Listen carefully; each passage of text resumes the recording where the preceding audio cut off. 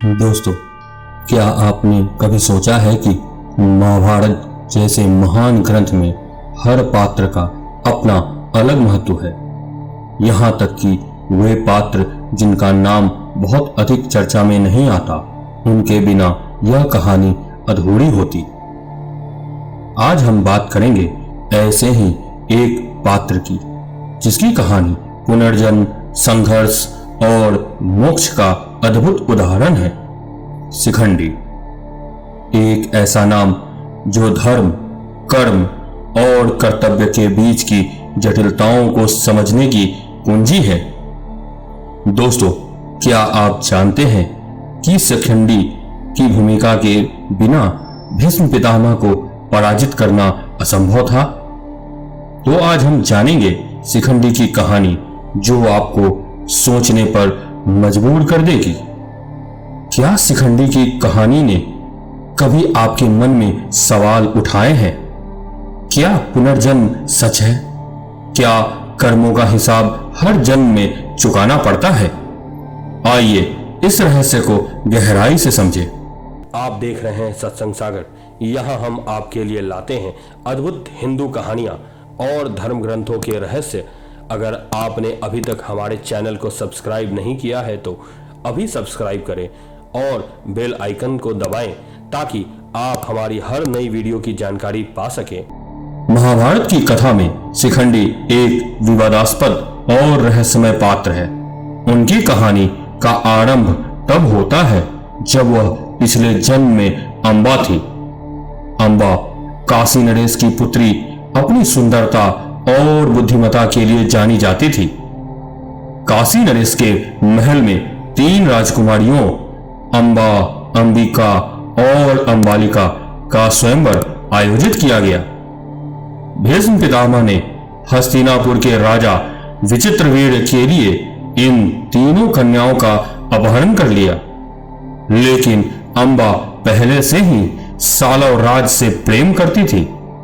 भीष्म को जब यह पता चला, तब पता चलने पर उन्होंने अम्बा को सम्मान पूर्वक सालव राज के पास भेज दिया, लेकिन सालव राज ने उन्हें यह कहकर अस्वीकार कर दिया, तुम अब भीष्म की संपत्ति हो और मैं तुम्हें स्वीकार नहीं कर सकता। अम्बा के जीवन का यह मोड़ उनके लिए विनाशकारी साबित हुआ। उनके पास न तो परिवार रहा, न प्रेमी और न ही समाज में सम्मान। क्या आप सोच सकते हैं कि एक स्त्री जो समाज और परिवार से ठुकरा दी गई हो, कैसे अपना जीवन पुनः बना सकती है? अम्बा ने प्रतिशोध की शपथ ली। उन्होंने भीष्म को अपनी पीड़ा का उत्तरदायी माना। अपना बदला लेने के लिए उन्होंने भगवान शिव की कठोर तपस्या की। वर्षों की तपस्या के बाद भगवान शिव प्रकट हुए। उन्होंने कहा, तुम्हारा बदला अगले जन्म में पूरा होगा। तुम योद्धा के रूप में जन्म लोगी और तुम्हारे कारण भीष्म का पतन होगा। यह सुनकर अम्बा ने तुरंत अपने प्राण त्याग दिए और अगले जन्म में वह शिखंडी के रूप में जन्मी। क्या आप सोचते हैं कि कर्मों का हिसाब हर जन्म में चुकाना पड़ता है? शिखंडी का जन्म केवल प्रतिशोध के लिए हुआ था। शिखंडी का जन्म राजा द्रुपद के घर हुआ। उनका पालन पोषण एक राजकुमारी के रूप में हुआ, लेकिन समय के साथ उनकी पहचान बदलने लगी। एक दिन उन्होंने यक्षराज से वरदान प्राप्त किया। यक्षराज ने उन्हें पुरुष का शरीर प्रदान किया, जिससे वह समाज में स्वीकारे जा सकें। यह बदलाव न केवल शिखंडी के जीवन में निर्णायक था, बल्कि महाभारत की कथा का भी एक अहम हिस्सा बना। क्या समाज ने शिखंडी को उनकी पहचान के साथ स्वीकार किया, या यह संघर्ष उन्हें और मजबूत बना गया? दोस्तों, महाभारत के युद्ध में शिखंडी की भूमिका सबसे महत्वपूर्ण साबित हुई। जब भीष्म पितामह ने अपनी प्रतिज्ञा के कारण हथियार डाल दिए, तब शिखंडी ने अर्जुन को मौका दिया कि वह भीष्म को पराजित कर सके। भीष्म के लिए शिखंडी केवल अंबा थी। उनके लिए शिखंडी पर वार करना धर्म के विरुद्ध था। इस तरह शिखंडी के कारण महाभारत का युद्ध अपने निर्णायक चरण में पहुंचा।